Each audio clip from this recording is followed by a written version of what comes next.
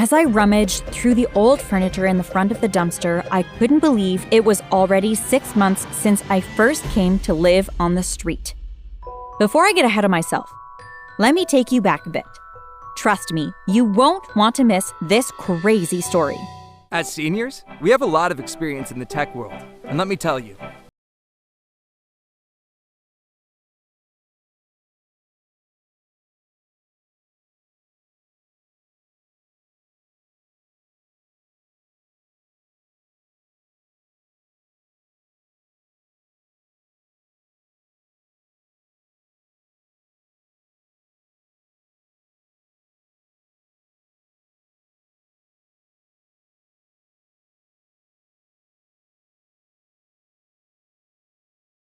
the best mobile browser out there. Trust me, guys, you won't regret it.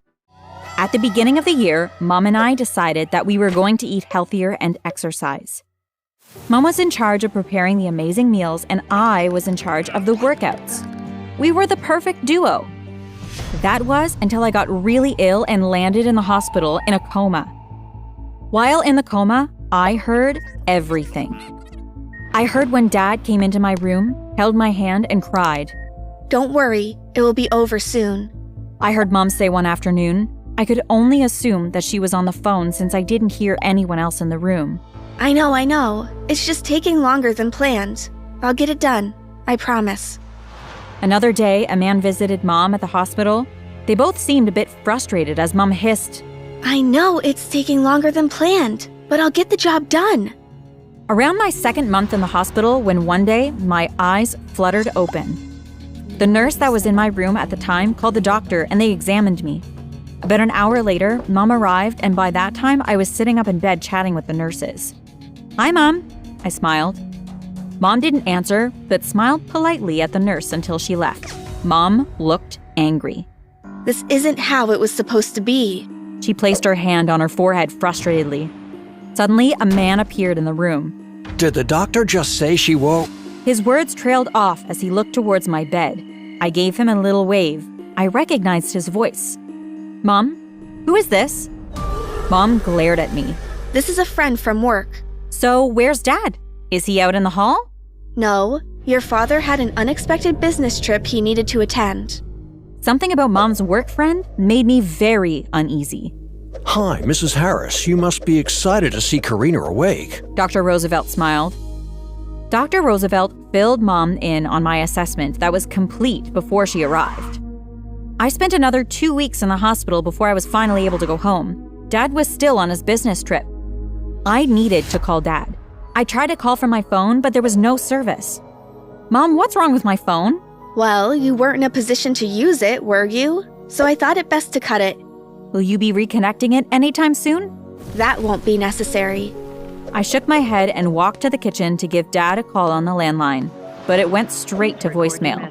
I left him a message stating how much I missed and loved him, and I couldn't wait for him to come home. Home, which was once a happy place, became a gloomy prison. Our windows were always closed. I wasn't allowed to go outside, nor was I allowed to use the phone or my laptop. Mom, why are you doing this? Dr. Roosevelt said I could go back to school and live a normal life. I'm just taking precautions. You weren't taking care of yourself while at the hospital, you know. That costs time and money, so I'll send you back to school when I'm good and ready. One night, around 10 p.m., I heard the doorbell ring. Who in the world is coming to the house at this time of night? I snuck to the living room.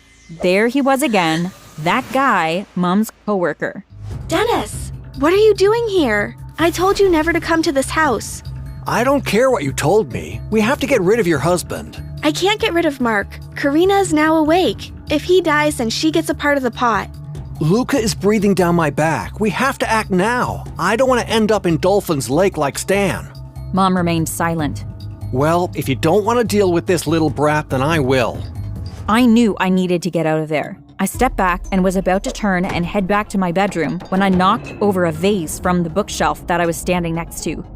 It shattered on the ground. Mom and Dennis looked in my direction and immediately ran towards me. I sprinted to my room and was able to lock it before Mom caught me. I climbed out my window and bolted down the street until I couldn't run anymore. Dressed only in my pajamas, I shivered as I walked down the street looking for a safe place to spend the night. My teeth clattered and my tummy growled. Just then, 3 men came out from a dilapidated 2-story house and walked in my direction. Quickly, I turned and walked in the other direction. Uneasy about being followed, I broke into a run, but I tripped over a crack on pavement and fell. "Please don't hurt me." I placed my hands over my face and squeezed my eyes shut. Hey, A deep, gentle voice said. we're here to help. We saw you wandering around and figured you needed some. I opened my eyes slowly, and the man who spoke held his hand out to me. Hi, I'm Big Tony, and this is Sid and Bootsy. The other 2 men nodded politely. Big Tony shrugged the heavy jacket off his shoulders and draped them around mine. Let's get you out of the cold and something to eat. Once back at the house, Sid handed me a burger and a soda. Sorry, the burger is cold and the soda is hot. We don't get many guests. Sid smiled. After I ate, I told the guys how I ended up on the street.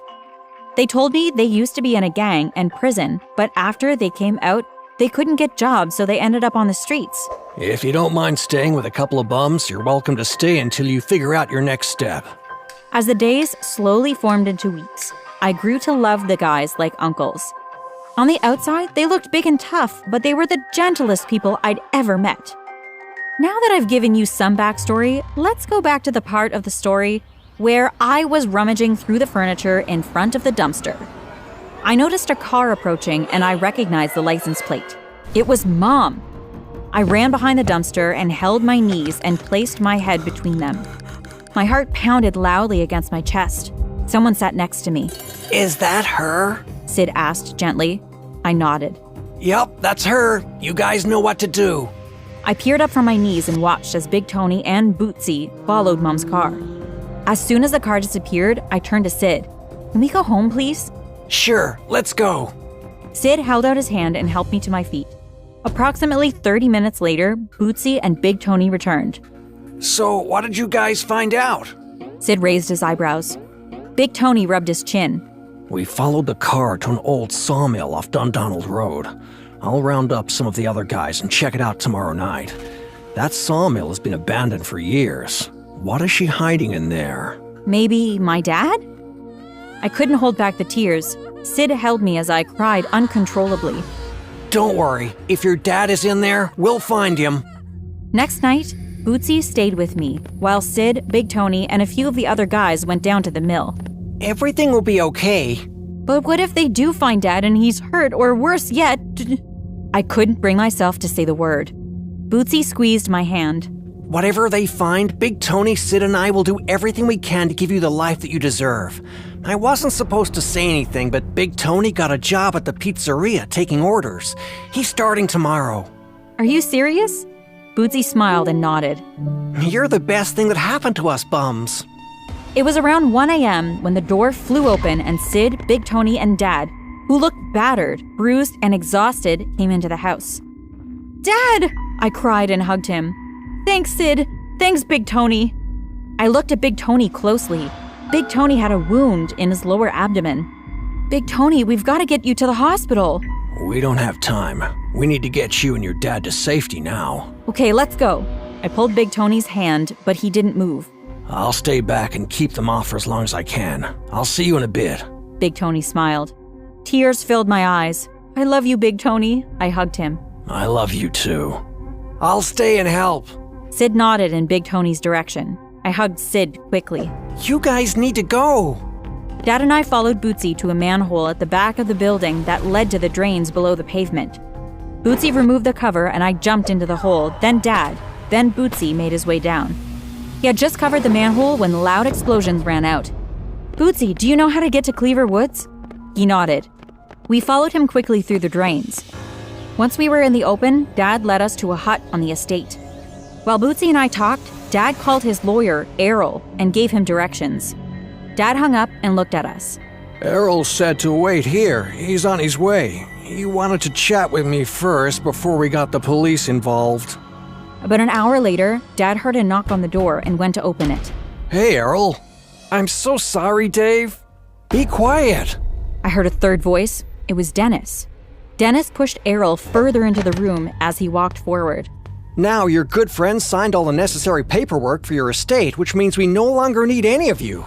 Dad placed me behind him protectively. This will be your tomb. Which one of you wants to go first? How about you, big man? The man walked over to Bootsy and pointed the bat in his face. I placed my hands on my ears and squeezed my eyes shut. I heard a loud smack and I screamed. I opened my eyes to see the man on the ground, and behind him was Sid. Sid! My eyes lit up. I ran over and hugged him. Dad called the police while Sid told Bootsy what happened at the house. The police came and questioned everyone. After, Sid, Bootsy, and I hugged before we went our separate ways. A few days later, Dad told me Mom had a gambling problem and she promised him she'd stop, but she got in deeper and deeper. The reason he worked so hard was to get money to help pay off Mom's loans. I guess I thought I was doing her a favor by helping her, but I didn't. I guess that my life insurance money was her last hope. I'm so sorry to put you through all of that. I'm sorry that you have to go through this, Dad. I believe that the both of us can make it together. We heard a knock on the door again. I'll get it. I ran to the door and opened it. Sid held a bouquet of flowers. For the pretty lady! Sid winked. Are you guys ready? Bootsy asked. Yep, we're ready. Dad drove us to Big Tony's funeral. He took care of all the arrangements. Besides us, there were a few other people who knew them from the streets. After the funeral, Dad invited everyone over to the house for lunch. One afternoon, Dad came to my room excitedly. Guess what? What? We're millionaires. Huh?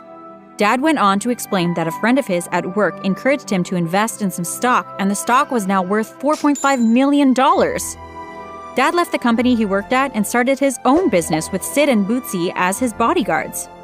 Who would have thought that these strangers would mean so much to me today? From strangers to friends to family. Continue to sleep in peace, Big Tony. We love you and we miss you.